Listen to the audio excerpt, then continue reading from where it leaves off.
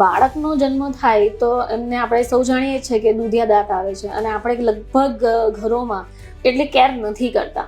તો આ બાબત આપણને કેટલી હાર્મફુલ થઈ શકે પાછલા સમયની અંદર?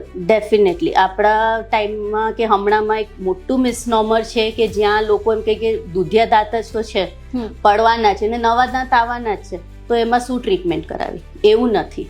આજે દૂધિયા દાંત એટલા જ જરૂરી છે તમારા માટે, તમારા બાળક માટે, જેટલા તમારા permanent teeth.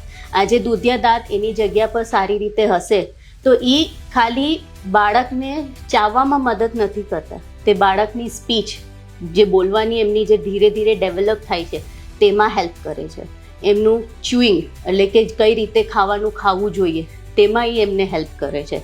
Second most important, એ જે નવા દાંત તમારા પર્મનન્ટ ટીથ આવવામાં આવવાના છે તેના માટે એ જગ્યા રોકીને રાખે છે. આજે માની લો હું કહું કે કોઈ દાંત તમારો માની લો પાછળથી દૂધનો દાંત વહેલો પડી ગયો ને એમાં બી અમે કોઈ કારણસર કાઢવો બી પડ્યો હોય તો અમે ત્યાં એઝ એન અપ્લાયન્સ કે સ્પેસ મેન્ટેનર આપીએ છીએ. એ સ્પેસ, એ જે જગ્યા જ્યાં દૂધનો દાંત પડી ગયો છે તેને તે મેન્ટેન કરીને રાખે કે પણ નવો દાંત એના ટાઈમ પ્રમાણે જ આવવાનો છે, એ વહેલો નહીં આવે.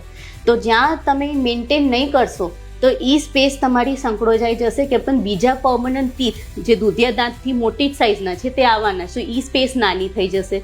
તો એ જગ્યા પર જ્યારે પર્મનન્ટ ટીથ આવશે તો એના માટે જગ્યા નહીં હશે તો એ તમારા આગળ પાછળથી આવવાના ચાલુ થશે. તો બધી જ વસ્તુ ઇનર લાઇન અને it is like a cyclic.